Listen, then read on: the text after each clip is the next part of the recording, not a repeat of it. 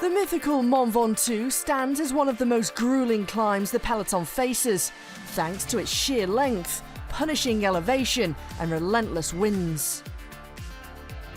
The mountain has hosted some of the sport's most legendary battles and was the setting for Alberto Contador to secure his second Tour de France victory back in 2009.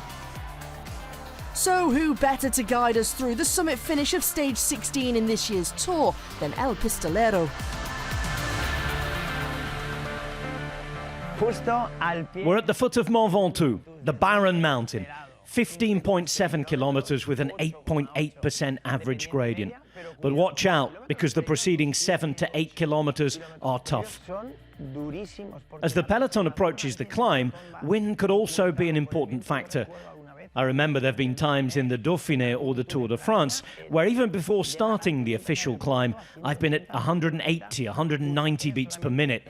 But the key part of the stage will be the actual climb. Let's take a look at these 15.7 kilometers. Let's go.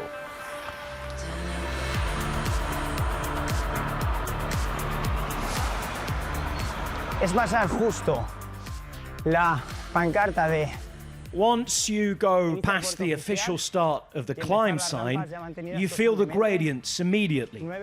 9, 10%, maintained constantly. It's also a complicated climb because there aren't a large amount of turns. So it can be very psychological, as you can see yourself getting dropped by the group bit by bit. The first 8 kilometers are brutal. Durísimo.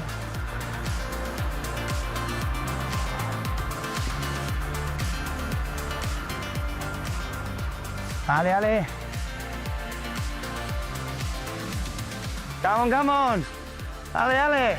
As I'm going up the climb, I can't forget 2009, when on the Critérium du Dauphiné, I averaged a heart rate of 197. I had just arrived from a training camp and didn't want to be in perfect shape yet, as the Tour was my focus. However, 5 weeks later, we climbed Mont Ventoux on the Tour as well. And this time it felt like a totally different climb. There's such a big difference being in acceptable shape and being in perfect shape.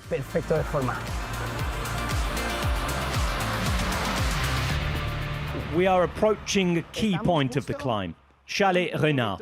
It marks the end of the woodland area and the start of the open, windy zone. If up until this point you've managed to withstand the attacks of your rivals, and then in the open section you're able to latch onto somebody's wheel, you might just make it through the day.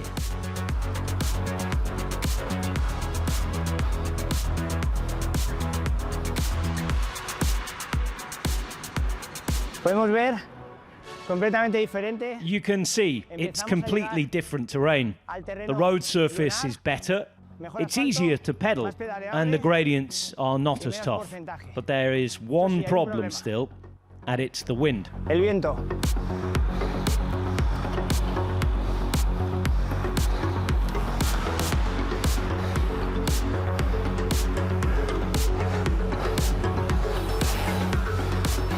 En la última curva.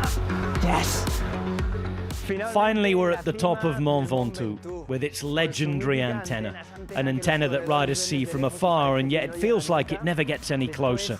After those tough ramps in the first section and then the final part, this is a climb where real differences can be made, and a climb that is different to everything else.